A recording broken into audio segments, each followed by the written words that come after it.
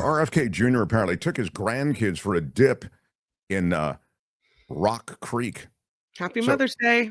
Rock Creek, because I grew up in Washington, D.C., right? So Rock Creek, I mean, we would go to Rock Creek Park all the time. The park is huge. It's like it extends and winds through Washington. So you can go through Rock Creek Park in any number of places.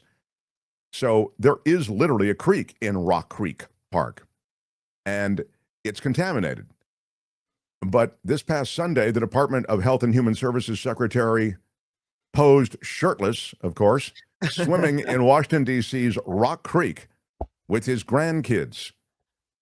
It was a cute enough scene for Mother's Day, but swimming is banned in Rock Creek because, again, according to the National Park Service, which is, of course, being dismantled under this administration effectively, Rock Creek has, quote, high levels of bacteria and other infectious pathogens that make swimming, wading, and other contact with the water a hazard to human and pet health. Ooh. It's unclear whether Kennedy was aware that he was violating park policy or whether he was aware of why that policy exists. But Rock Creek's water quality issues are hardly a secret. There was a report in 2021 found high E. coli values indicating sewage pollution there. That likely resulted from antiquated sewers that have long passed their useful life. So this is a troubled area, and you just don't take your kids swimming there. But this is a man who, swears by raw milk, questions whether germs cause disease, and has speculated that he may have been exposed to a parasitic worm that's part of his brain. I mean, so he's got his own narrative. But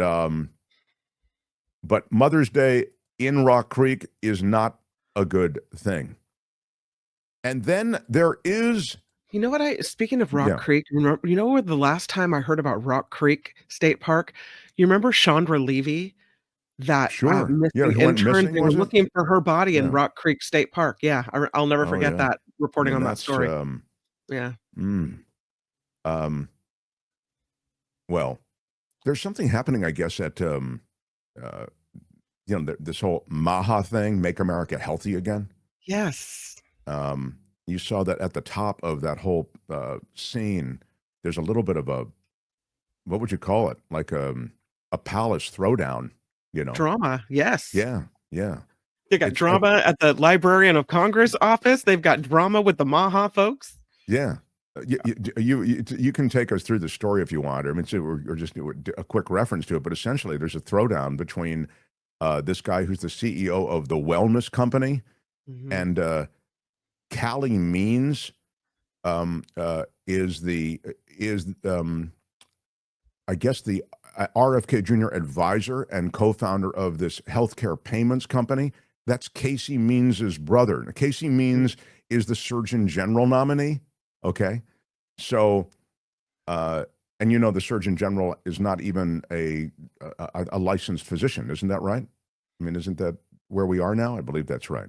Well, so, the one who is, I think it's Casey, who's being nominated for the position, who doesn't have a current medical license to practice. Right, exactly. That's it. Went to med school, but can't practice medicine. Yeah. Right. So that's Casey Means. So anyway, the Callie Means is apparently the brother of Casey Means. And Callie Means and this guy, Pete Gallulli, he's CEO of the wellness company. They're having a throwdown, I guess. And if this is about information that's being leaked, isn't that what this is about?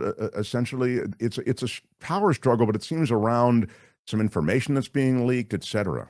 Information leaks. They're fighting for influence with Laura Loomer. Like whoa. Yeah, and it's ugly. But it's a formal complaint they've lodged. It's not just like a back and forth, and this is some reporting that we've heard about. A formal complaint in the Office of Special Counsel and other agencies that was filed over the weekend. And Gallulli accuses Callie Means of abusing his position at HHS and violating the law prohibiting the conflict of interest in government services by threatening to involve Kennedy and the NIH director, is it Jay Bhattacharya, in this dispute. So, I mean, they're trying to essentially threaten, we'll wrap these other guys up in this thing if this doesn't get resolved quickly. They're all threatening to sue each other.